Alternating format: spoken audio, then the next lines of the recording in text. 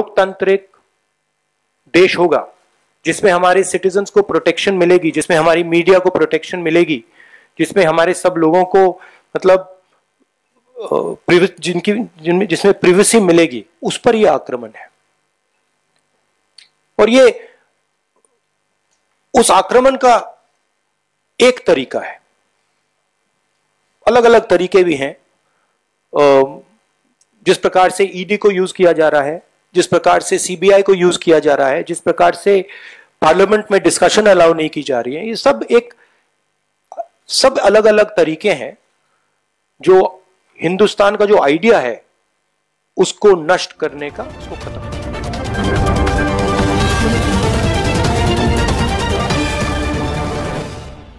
Parliament के session में हमने पेगासस का मुद्दा उठाया था। पेगासस देश पर, देश के इंस्टीट्यूशंस पर एक आक्रमण है, अटैक है। और हमने 3 सवाल पूछे थे। पेगासस को किसने खरीदा?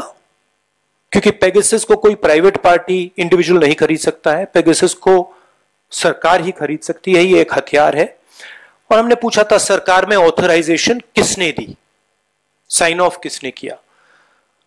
दूसरा हमारा सवाल था कि ये पेगासस किन किन लोगों पर डाला गया था, किन लोगों की टैपिंग की गई थी, किन के फोन्स इन्फेक्ट किए गए थे।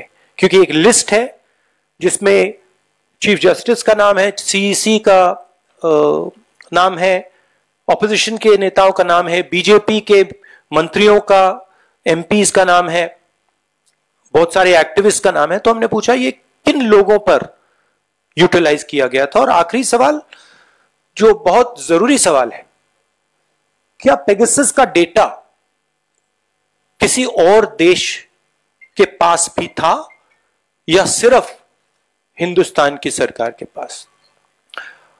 जवाब नहीं मिला। हमने पार्लियामेंट रोका, जॉइंटली विपक्ष मिलकर एक साथ खड़ा हुआ और हमने पार्लियामेंट को रोका। उस समय आपने भी कहा कि देखिए सरकार पार्लियामेंट चला रही है, कांग्रेस पार्टी और विपक्ष क्यों रोक रहे हैं? हमने इसलिए रोका क्योंकि ये हमारे देश पर आक्रमण है, हमारे लोकतंत्र पर आक्रमण है और हमारी जो वाइब्रेंट डेमोक्रेसी है उसको नष्ट करने का अटेम्प्ट है। बट हम चाहेंगे पार्लियामेंट में इसका डिस्कशन हो। और देखिए ये पेगासस जो है ये या प्राइम मिनिस्टर ने ऑर्डर किया है या फिर होम मिनिस्टर ने ऑर्डर किया है, ये कोई दूसरा व्यक्ति ऑर्डर नहीं कर सकता है। और अगर प्रधानमंत्री ने हमारे ही देश पर किसी और देश से मिलकर आक्रमण किया है तो फिर इस पे प्रधानमंत्री की भी हम सुनना चाहते हैं, क्या उन्होंने किया है? और अगर किया है तो क्यों किया है? क्योंकि अगर हम लीगली देखें तो Pegasus is illegal. It is not legal in India to do snooping using Pegasus. So we would like to know why the Prime Minister is doing an illegal act. He is not above the nation. He is not above the institutions. Was this information that was coming, जो ये Pegasus से जो data मिल रहा था, इसमें chief ministers थे, former prime ministers थे, क्या ये जो डेटा आ रहा था ये क्या प्रधानमंत्री को मिल रहा था? ये क्या होम मिनिस्टर को दिया जा रहा था? ये हम जानना चाहते हैं। क्योंकि अगर इलेक्शन कमीशन का जो फोन है, जो टैप हो रहा है, अगर उसका डेटा प्रधानमंत्री को जा रहा है, अगर सीईसी का डेटा, ऑपोजिशन लीडर्स का डेटा प्रधानमंत्री को जाए, this is a criminal act. There is no other way of putting this. So we will follow that also. Look, the court is going to look into this matter, and I am no one to comment on the actions of the Supreme Court, and what they choose to do. I hope they will do their job and provide justice. But this is a deeper problem, right? As I said, if the Prime Minister of India was privy to this information, It's one thing if you are using Pegasus to find out about terrorism, you're using Pegasus to find out about national security, that's a different issue. There are questions even about that, but that's a different issue. But if the Prime Minister is using this as a personal tool, meaning if the data is arriving on the Prime Minister's desk, then that's totally criminal, right?